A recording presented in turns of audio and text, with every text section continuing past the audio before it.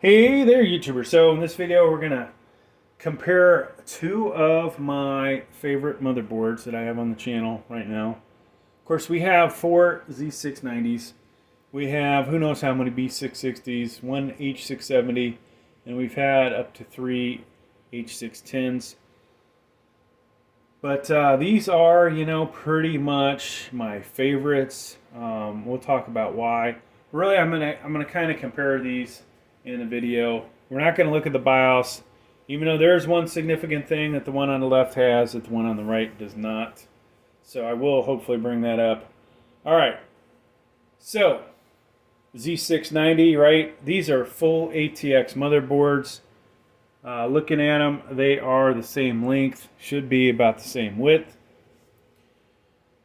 We have PCIe 5.0 on both of these, okay? So both of these are set up for the future, right? RTX 4000 comes around, whatever, AMD eventually comes out with. I don't really follow AMD that much, but, you should be set up for the future there, okay? So that is a good thing. Now, ridiculous amount of the full-size PCIe, whether they're 5.0, 4.0, 3.0 by 16 over here, 4 slots. You can obviously put in quite a few graphics cards. Be difficult to get 4 in there, but at least 3 could be had. You can put in quite a bit of different expansion stuff, whether it be a Wi-Fi card, additional M.2 that is on a PCIe card. So for those, over here we have 3. We have PCIe 5.0, 4.0, and a 3.0. We have one PCIe 3.0 by 1.0, and this guy has one of those as well. So, for the most part, these are pretty even. This is nice having this extra one in here, but look at where it's at. You're going to always want to put your awesome graphics card right here, right? And, unless you're buying a super thin GT 1030 or something, you are going to have a graphics card that's probably almost spilling over into this one, right? So if you need 2 graphics cards, you're probably going to go here and then here. Same thing over here. This one's, potentially not going to get used, as it might block the fans on your nice card. So that's, something I've kind of noticed with these guys. This guy over on the right does have Wi-Fi, which is great.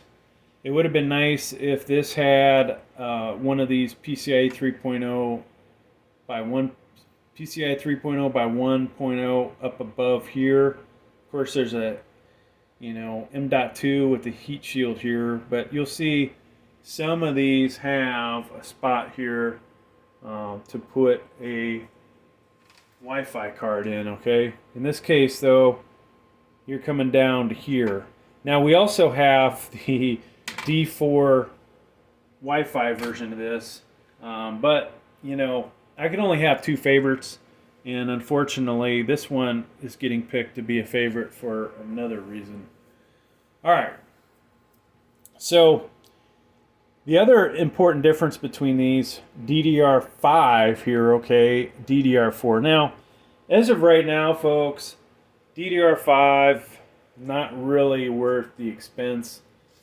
This RAM is the most I've ever spent on RAM, at least that I can remember. And, the performance hasn't been really that impressive from what I've seen. Eventually, though, 7,000, 8,000, 9,000, 10,000, whatever we get up to here, megahertz, should be significantly better than topping out at 5,000 over here, right? More bandwidth, faster speed should equate to significant difference at some point.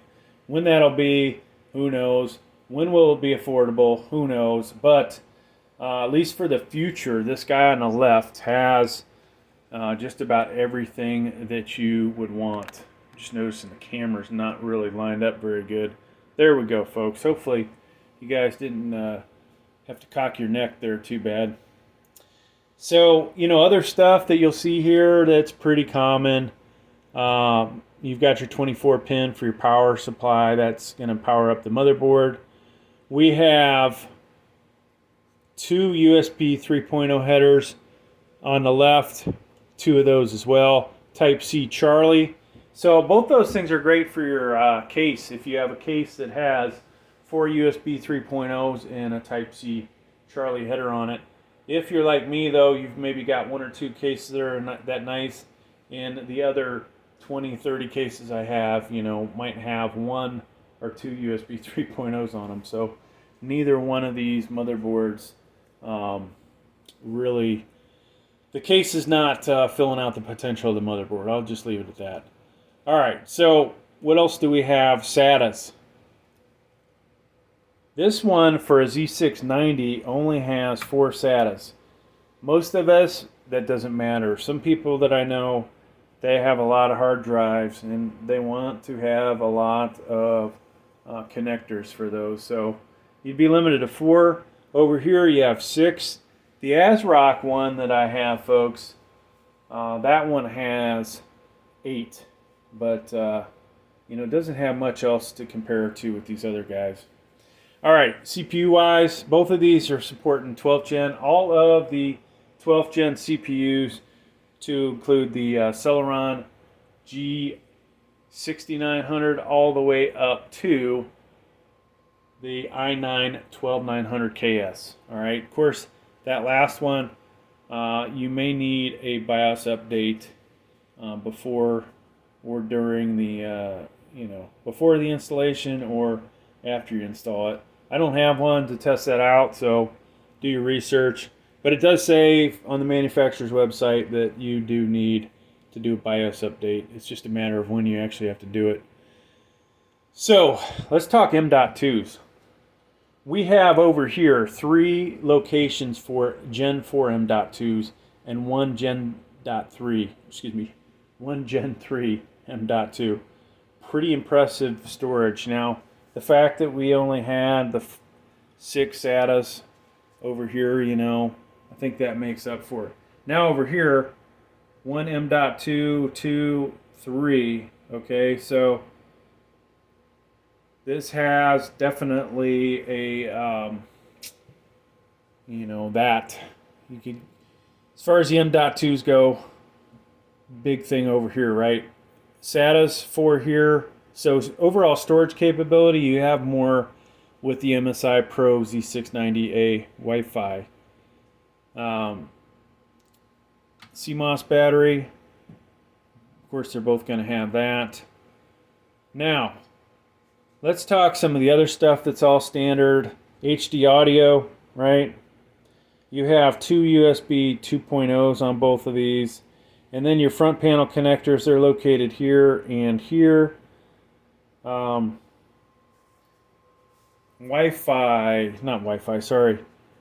Case headers. Got 2 here. Over here we have 2, all right? Then as we get over here, this guy's got a bunch of them along the back side. We'll see these in a moment, but 2 more here. A couple of these are for the CPU, but there's 3 in the back. This motherboard has 1 here and 2 in the back.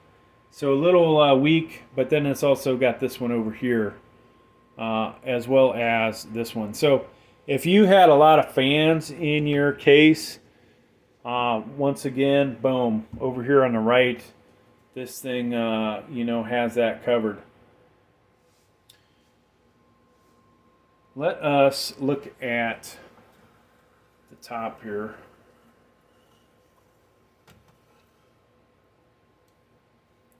So CPU power connector, 1x8, 1x4. This one has 2 1x8s. Now, I can't tell you how great either of the VRMs are in here in comparison, how the cooling is, all that good stuff. These heat sinks, this looks to be a nicer heat sink than what you see over there, but who knows when you compare these what the actual winner would be between those, right? So I would have to say, folks, that the mere fact that you can do two 1x8s, draw that much more power, hopefully, may, give this another, spot where it's better than this one. You may be able to push this just a little bit harder.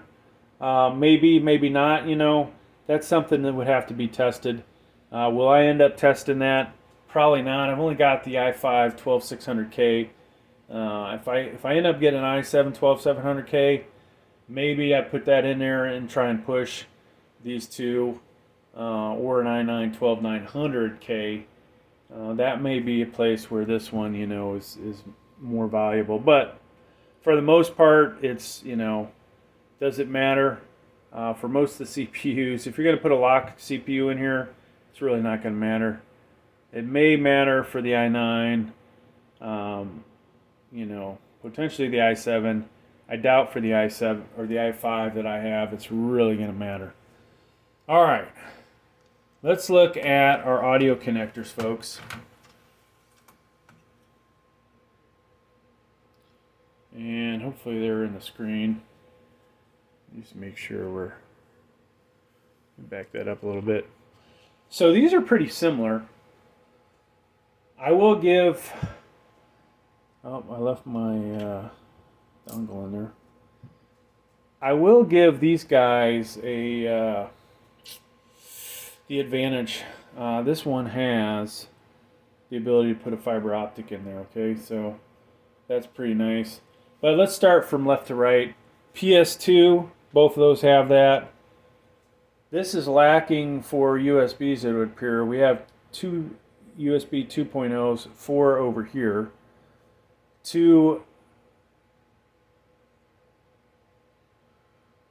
We've got, this is probably 3.2. They may all be 3.2 gen something, but we'll just say 3 USB 3.0s. Over here we have 2. This should be dedicated for USB update, though, it will, if I remember correctly, it'll actually work with a thumb drive. So, all right, 2.5 gig, 2.5. They both have Type-C Charlie connectors, so that's nice. DisplayPort, and we have HDMI, so evenly matched there. Of course, Wi-Fi 6 on this one. That's a big plus. And then connector-wise, of course, you got the standard microphone, headphone line out, rear speaker, and then subwoofer. And then this has the fiber optic. So let's talk about this. Which one do you guys think is better? There's things I like about the look of this one. I'm not really a huge Asus guy. I actually like a lot of the Gigabyte Iris design stuff, like this one. Both these have the they have the I/O shields, right? They're not built in. My preference, when I'm really want a motherboard, I like them built in. I just think it looks better, and sometimes less of a pain in the ass when you're doing installation. But which one do you guys like better?